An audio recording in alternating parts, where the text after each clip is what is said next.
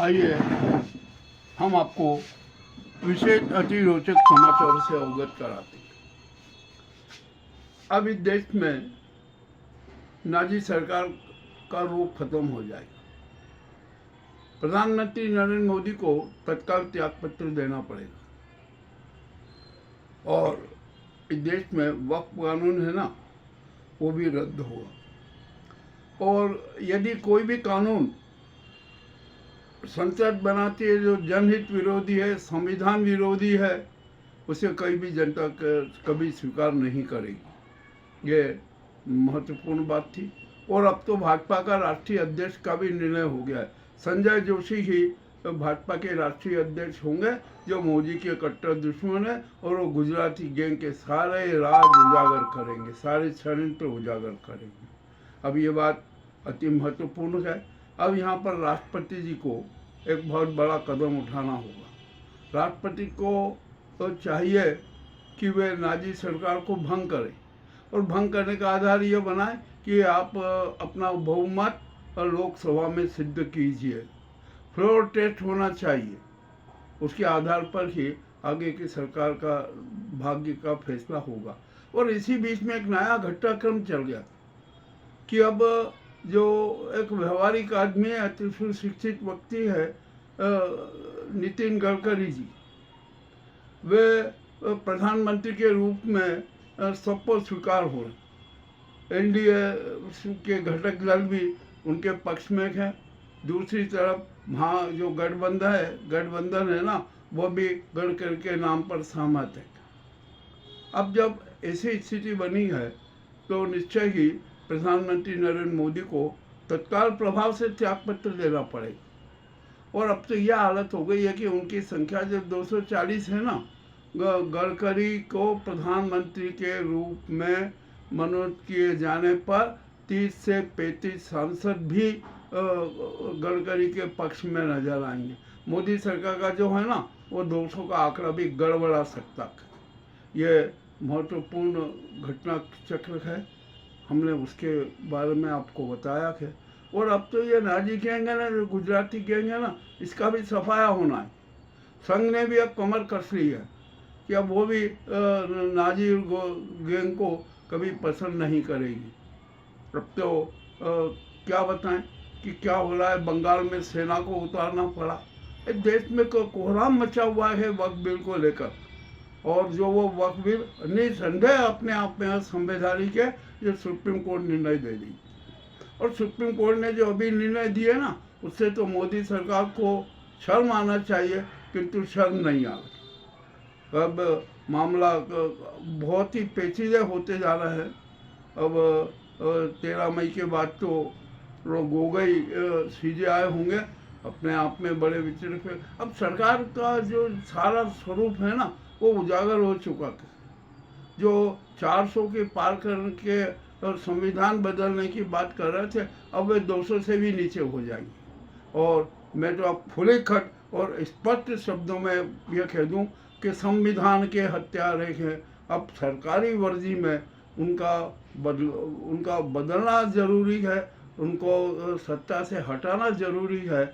और जो शांति प्रिय गैंग है, जो विकासवादी चेहरे हैं, उनको ये आगे लाना चाहिए।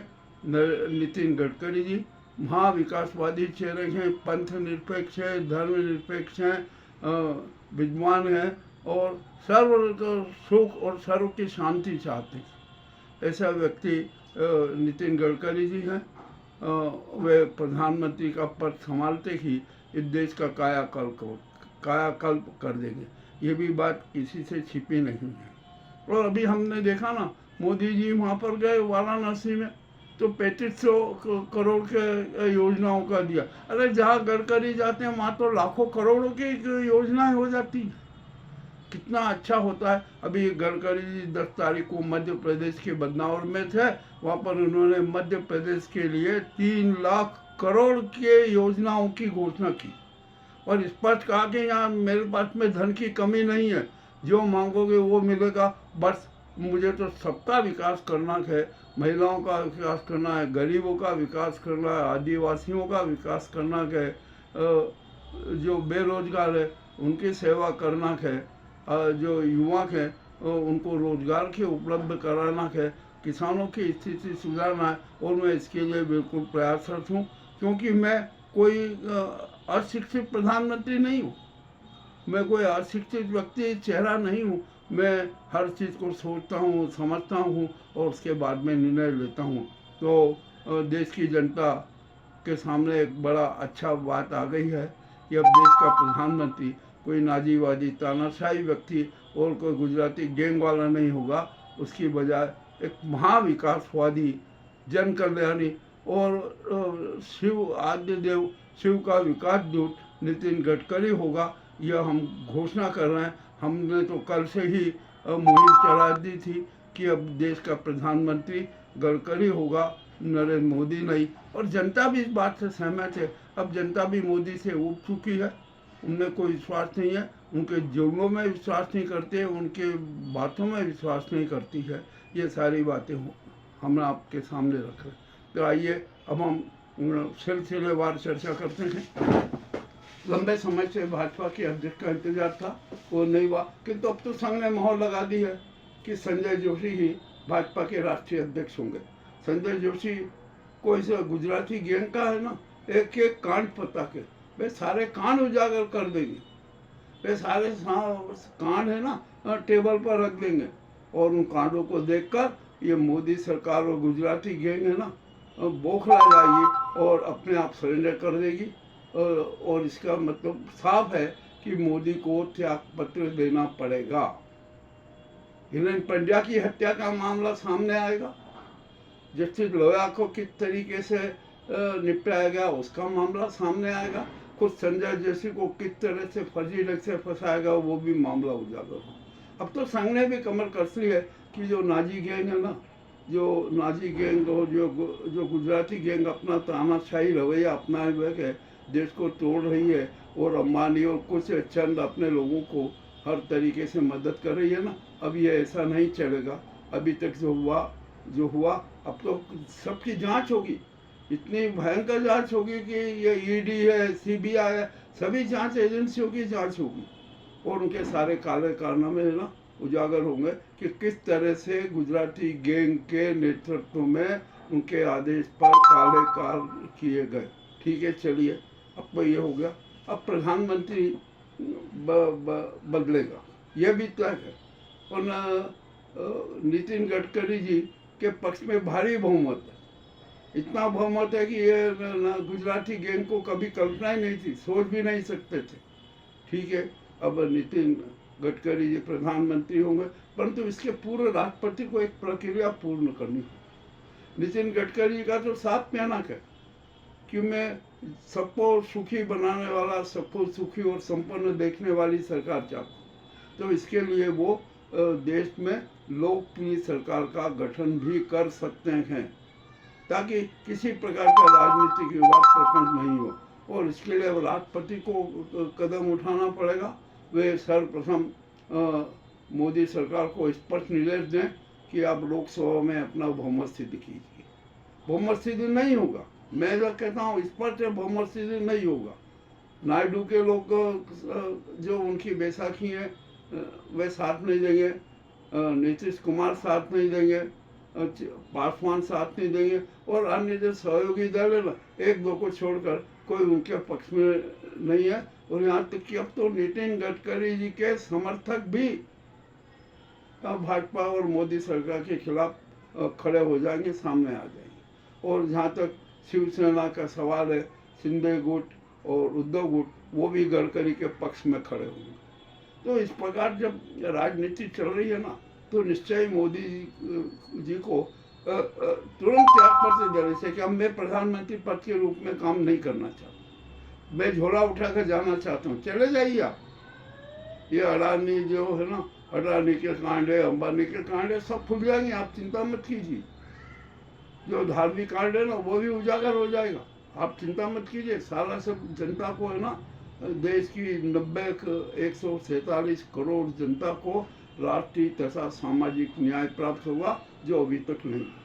और सुप्रीम कोर्ट तो खुले आरोप में कह रही, कितने सरकार के खिलाफ निर्णय दिए गए, मगर इस नाजी सरकार को शर्म नहीं आ रही, फिर भी दम भरे हुए अहंकार के, और ये अहंकार अब चलेगा नहीं, अब अहंकार के समाप्त होने का क्षण आ चुका।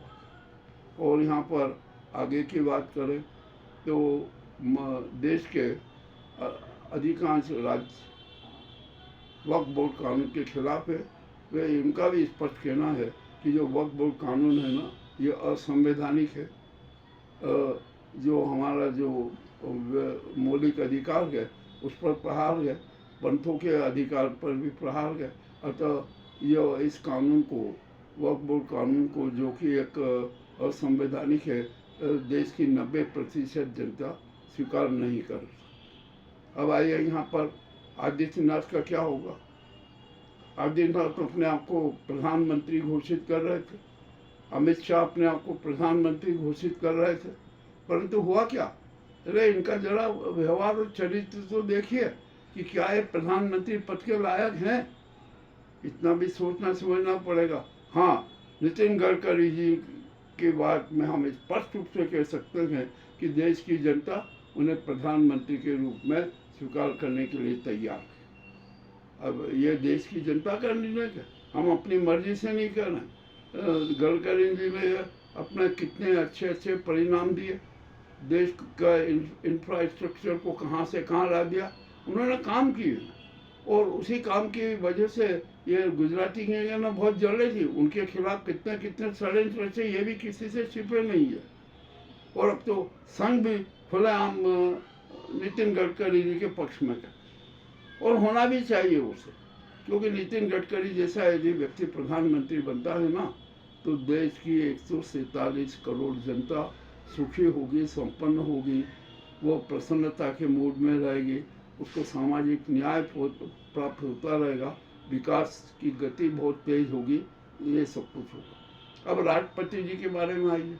अब राष्ट्रपति जी को अभी तक तो उन्होंने जो नाजी गैंग के प्रेम में है ना, जितने भी निर्णय किए हैं वो उचित नहीं है, फिर भी अब उन्होंने निर्णय कर दिए हैं तो ठीक है। अब तो 10-12 कानून के खिलाफ सुप्रीम कोर्ट में याचिका दायर है, वे शायद संभव है कि वे 10-12 कानून भी रद्द कर दिए। ठीक है, ये भी ऐसा होना ही है। अब राष्ट्रपति जी ने कल एक बड़ा विचित्र बयान दिया। उन्होंने कहा कि ये जातिगत जनगणना छोड़ दीजिए, आर्थिक आधार पर जनगणना को दीजिए। भैया जातीय गणना क्यों छोड़ गए? तो जो जनगणना होने वाली है ना, उसमें अब 3 कॉलम होना चाहिए। पहला जाति, नंबर दूसरा धर्म, और तीसरा आर्थिक स्थिति। ये तीनों बातों के आधार पर अरे जब हम रह रहे हैं, सिर्फ कॉलम ही बढ़ाना और खाली विवरण प्राप्त करना, इसमें आपत्ति क्या है?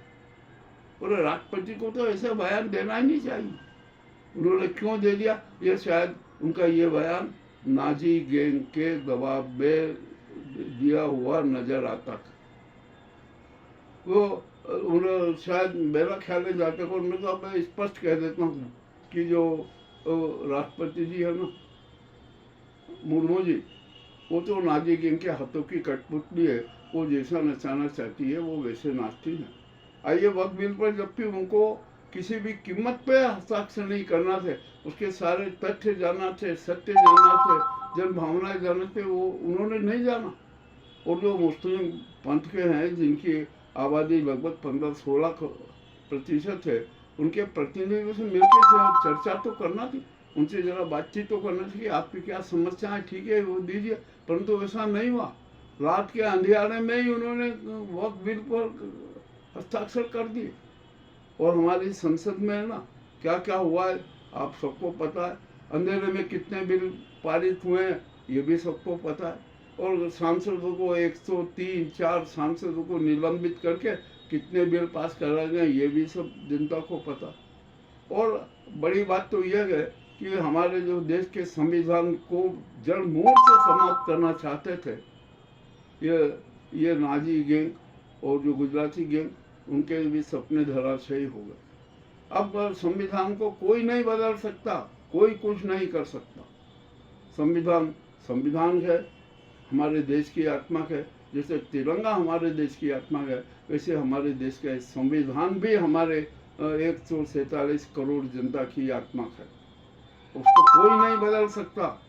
अभी जो तुमने जितने नाजी सरकार ने जितने का कुछ बदलाव किए हैं ना, उन बदलाव की भी समीक्षा होगी, और जो अवैधानिक और असंवैधानिक कानून लगाए गए ना, अब वे कानून नहीं रहेंगे।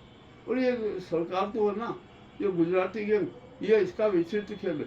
यह तो देश की जनता के प्रति समर्पित नहीं है, कुछ चंद पूंजीपतियों के प्रति समर्पित है। हमने देखा है मोदी जी के जुमले, अमित शाह संसद में धोस देते हैं, लोकसभा में धोस देते हैं कि ये जो कानून बन गया वो सब पर लागू होगा। हम कहते हैं ये धोस नहीं चलेगी।